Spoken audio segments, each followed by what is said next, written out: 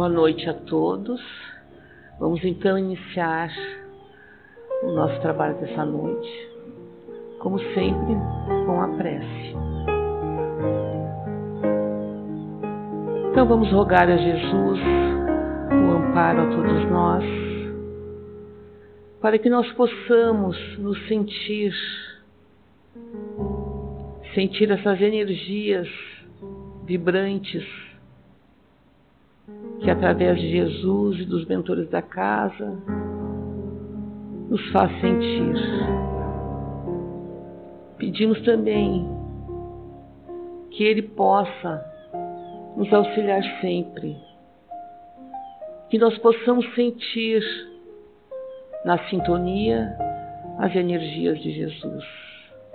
Pedimos também pelo nosso irmão Júlio, que vai fazer a palestra nessa noite, que ele seja guiado pelos mentores dessa casa, que nós, felizes por estarmos aqui, agradecemos a Ti, Jesus, pela oportunidade. Que assim seja.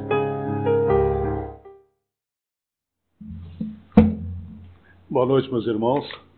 É sempre uma grande satisfação a gente voltar a esta casa para comentar alguns pontos da nossa doutrina.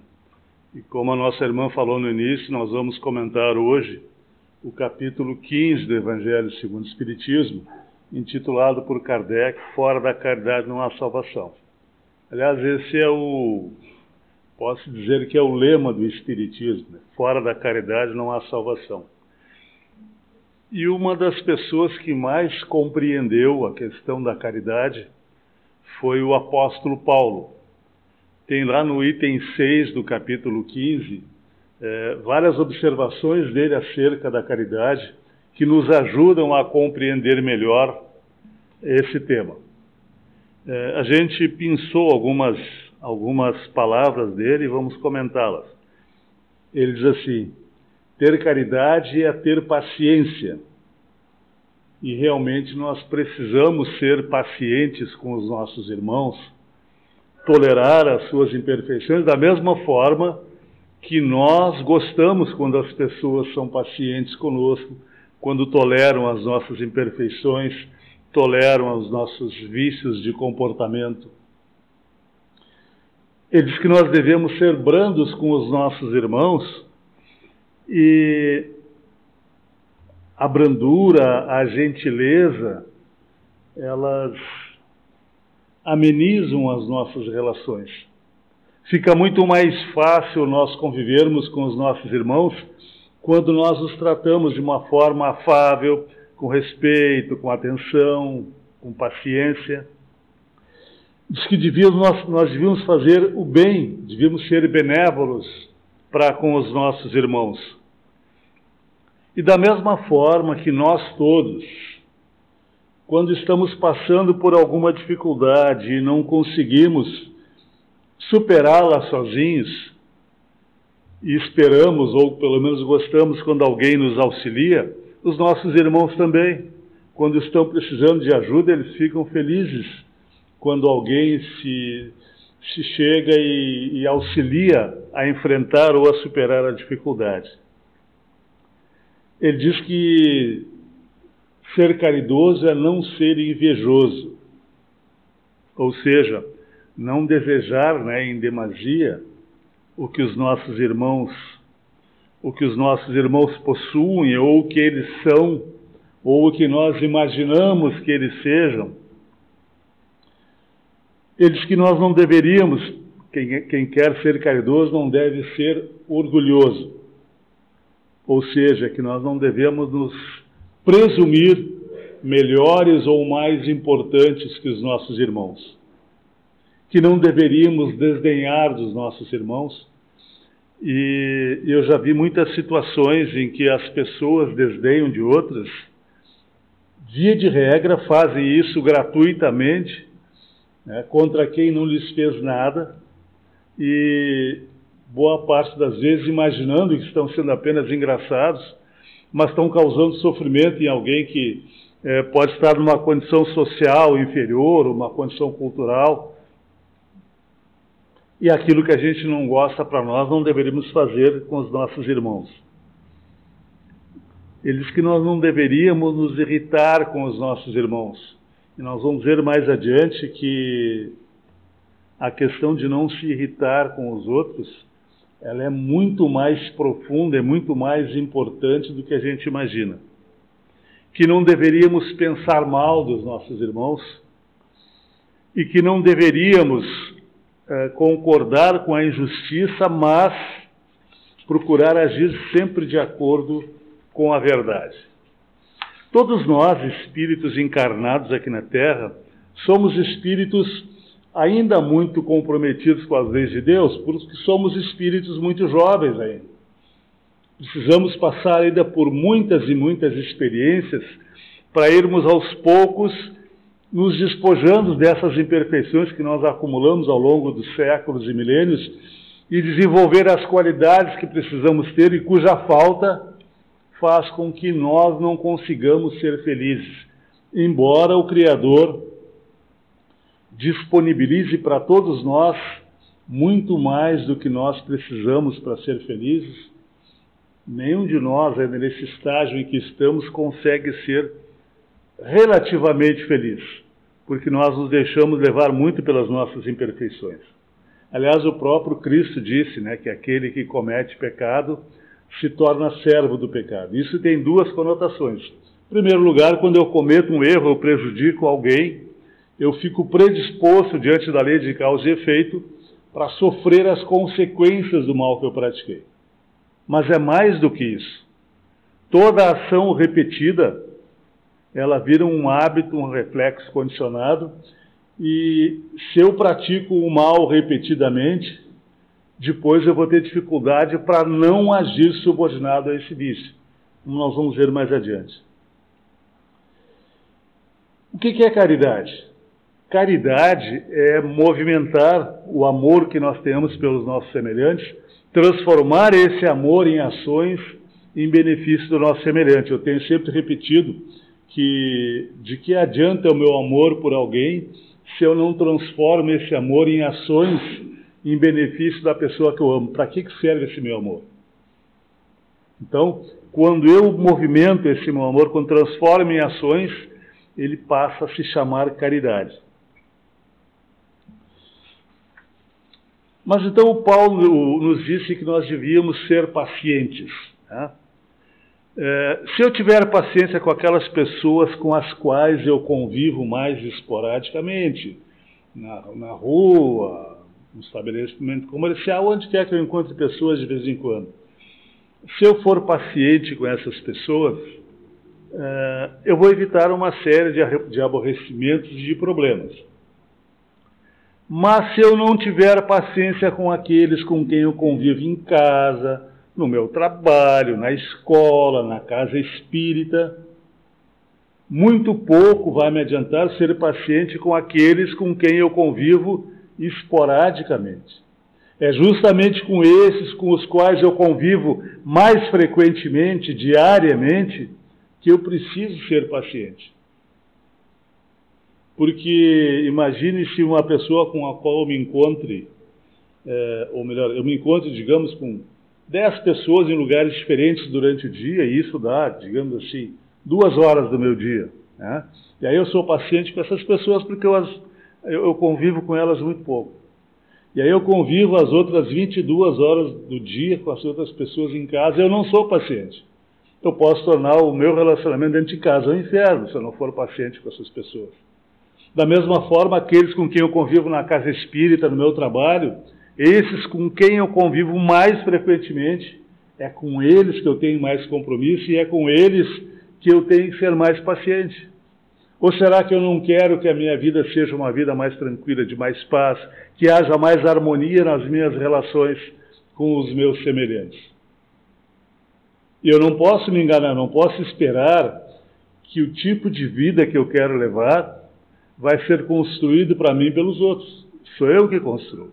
Não é Deus que vai me dar por acréscimo de misericórdia, e não são os meus irmãos, aqueles com quem eu convivo, seja em que lugar for, que vão tornar a minha vida mais agradável. Sou eu, pelas minhas ações, pela minha forma de pensar, de sentir, de falar e de agir, que posso transformar a minha vida numa vida melhor ou pior. Eu sou o construtor do meu céu e do meu inferno.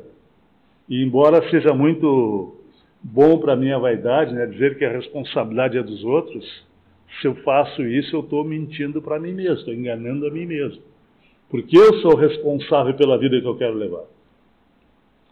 Paulo diz que a gente devia ser brandos. Da mesma forma que o que ocorre com a paciência, né, se eu for alguém brando no trato com os meus semelhantes, mesmo quando eu trato com pessoas que não são brandas, a minha posição tende a amenizar essas relações.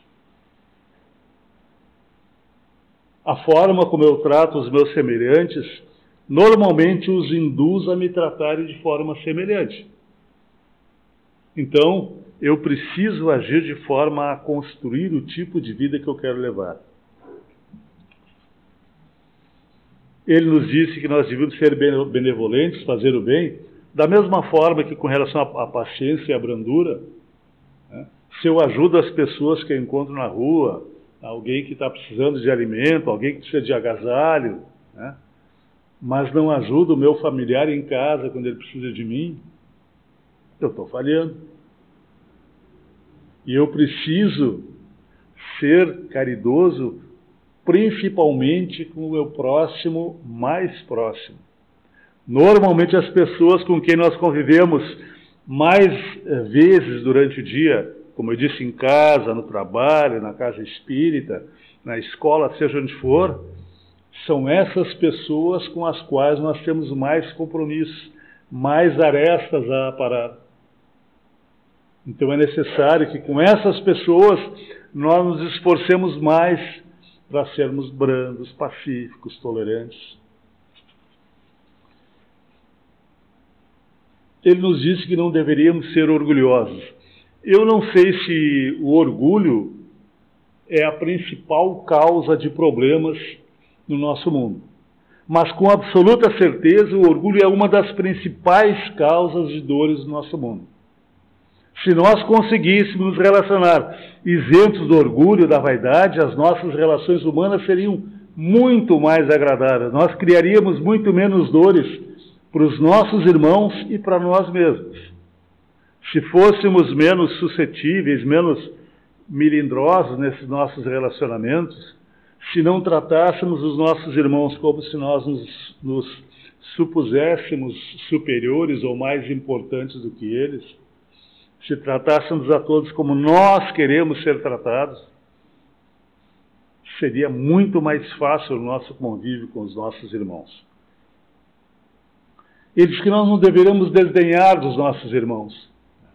E eu já vi muitos casos de pessoas que acham que estão sendo apenas engraçados quando desdenham de alguém e não percebem que às vezes causa sofrimento para alguém porque desdenhou de alguém que está numa condição social inferior, ou alguém que tem uma condição cultural inferior, ou pela cor, ou pela religião, seja por que motivo for. Quem desdenha de alguém está causando uma dor não só desnecessária, mas injusta a quem não lhe causou mal algum. E a gente falou que a vida acaba sempre nos devolvendo o que nós damos a ela.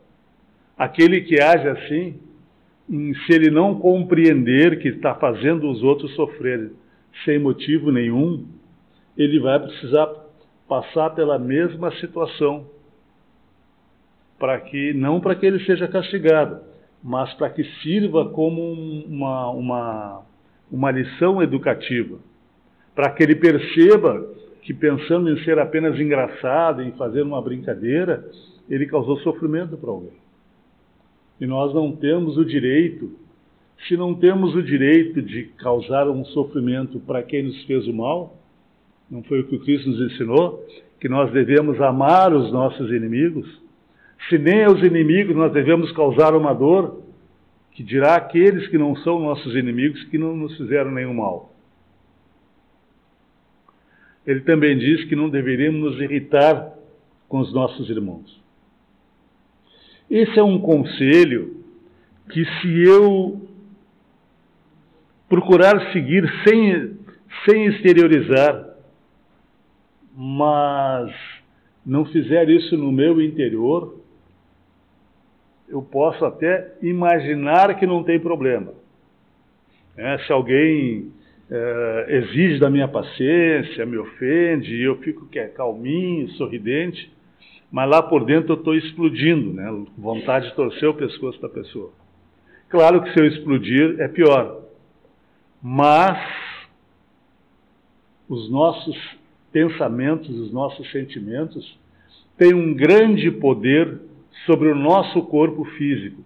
Observem o que diz Emmanuel no livro Pensamento e Vida, lá no capítulo 28, quando ele fala de enfermidades. Ele diz assim: cultivar melindres, desgostos, irritação e mágoa é o mesmo que semear espinhos magnéticos e adubá-los no solo emotivo da própria existência. É intoxicar por conta própria a tessitura da vestimenta corpórea, estragando os centros da nossa vida, arrasando sangue, nervos, glândulas e vísceras. Por isso Cristo nos disse que nós não tínhamos que aparentar, que nós tínhamos que ser. Porque se alguém me ofende, se alguém faz alguma coisa que eu não gosto, eu coloco uma máscara de sorriso, né, no rosto, mas lá por dentro eu estou explodindo, isso está me causando um mal terrível fisicamente. E o maior exemplo que nós temos a respeito desses efeitos é do André Luiz. Quem tiver dúvida a respeito, leia o capítulo 4 do livro Nosso Lar, quando ele é examinado pelo espírito Henrique de Luna, né, que diz que ele chegou do lado de lá como suicida, e ele ficou todo ofendido. Não, me submeti a 3 cirurgias, eu não queria morrer, né? Eu disse: pois é, mas tu era uma pessoa exasperada, tratava mal as pessoas, tu te irritava por qualquer coisinha, e foi isso que transformou a tua sífilis em câncer. Ele disse assim: não era para ser assim. E quantas vezes a gente se incomoda com os nossos irmãos e tem depois uma indisposição estomacal, uma dor de cabeça, a pressão sobe. Agora imaginemos esse tipo de coisa repetido e repetido ao longo dos anos. Por isso, os espíritos disseram para o André Luiz que, via de regra, nós, no nível em que estamos, a maioria de nós, volta ao mundo espiritual antes do prazo estabelecido. Nós estragamos o nosso corpo físico antes do tempo em que ele deveria estragar, pela forma errada como a gente vive. Paulo de Tarso também nos diz que nós não devíamos pensar mal dos nossos irmãos. Pode também parecer uma coisa sem importância, né? Mas quando eu estou pensando mal de alguém, com quem eu estou sintonizando? Será que é com os Emmanuel da vida ou com os Júlios da vida? Quanto pior for o pensamento, o sentimento que eu tiver, pior vai ser o tipo de espírito com o qual eu vou sintonizar.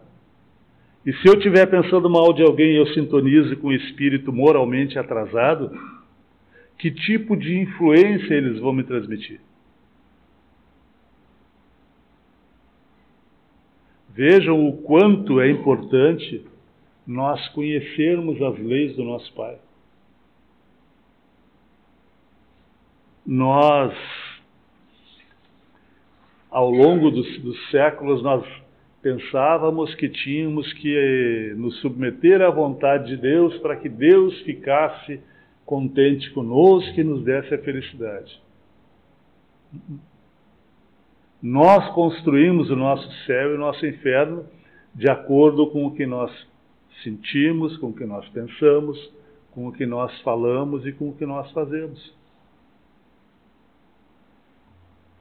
O Criador fez as suas leis e todos no universo, queiram ou não, estão submetidos a essas leis. E elas nos dão consequência análoga àquilo que a gente sente, que a gente pensa, que a gente fala e que a gente faz. Por isso Paulo nos disse que nós não só não deveríamos concordar com a injustiça, mas que deveríamos agir de acordo com a verdade. O que é a verdade? A única verdade absoluta do universo é Deus.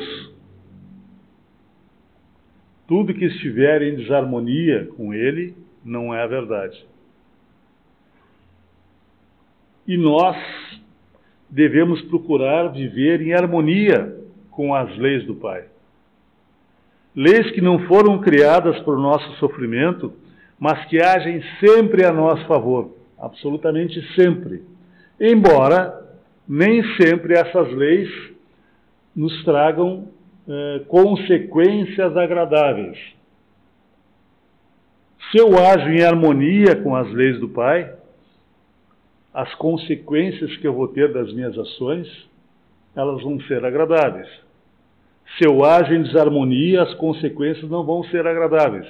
Mas eu não disse boas ou ruins, porque mesmo quando eu ajo em desarmonia com as leis do Pai, ainda assim essas leis são estabelecidas de forma tão perfeita que esse meu erro vai me levar à evolução.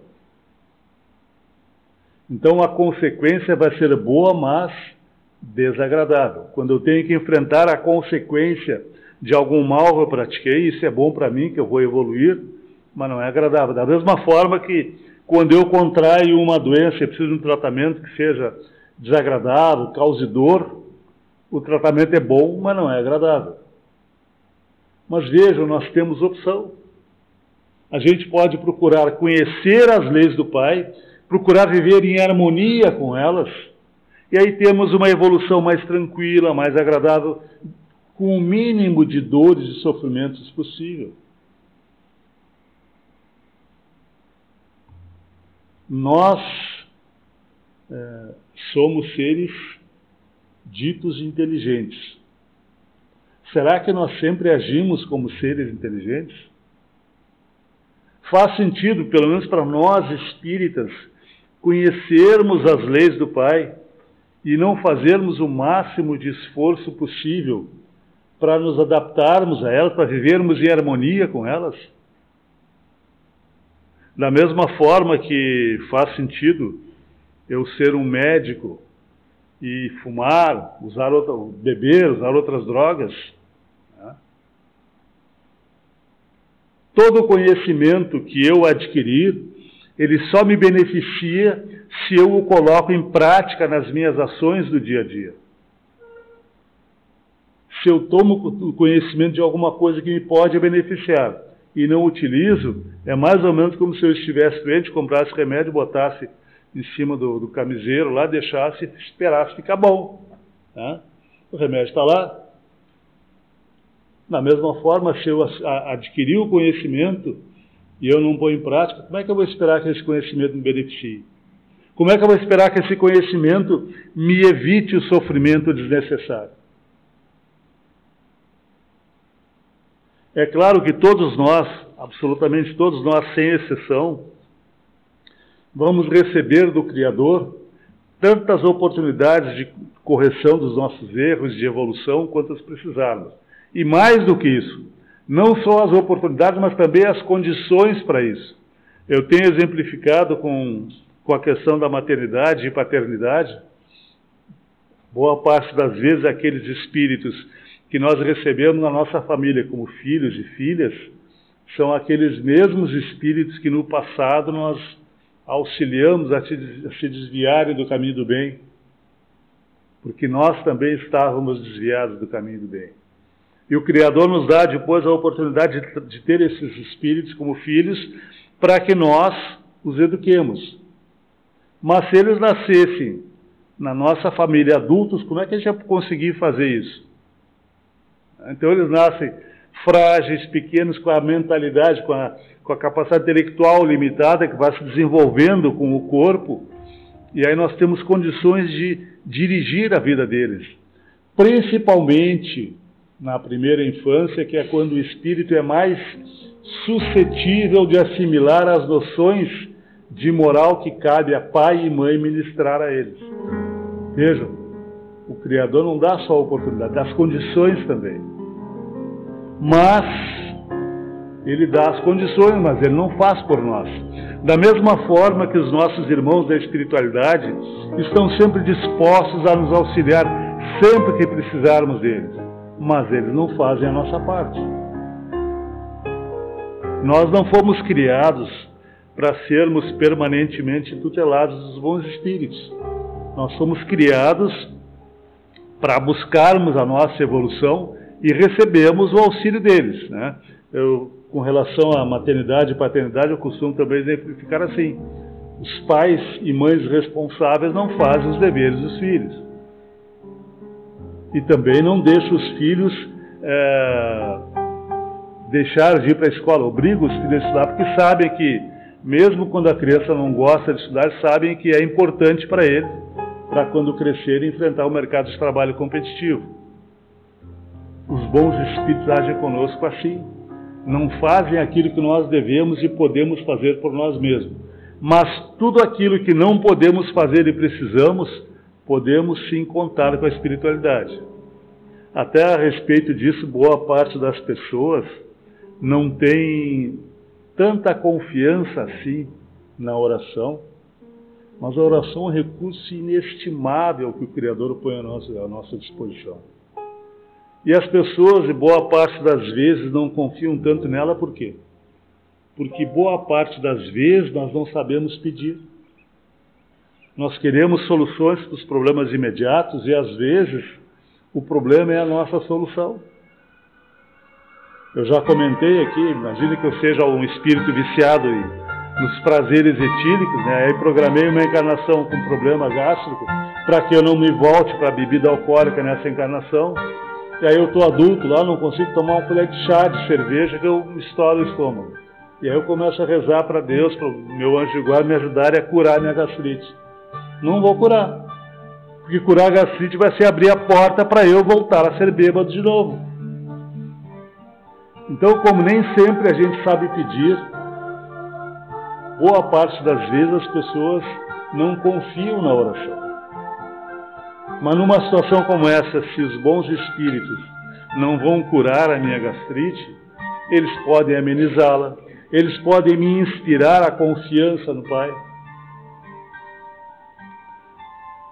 E para que nós tenhamos a necessária competência para dirigir as nossas vidas de acordo com a verdade, ou seja, de acordo com as leis do Pai, vivendo em harmonia com as leis do Pai, construindo a nossa própria felicidade, é de suma importância que nós procuremos estudar os ensinos do Cristo à luz do Espiritismo.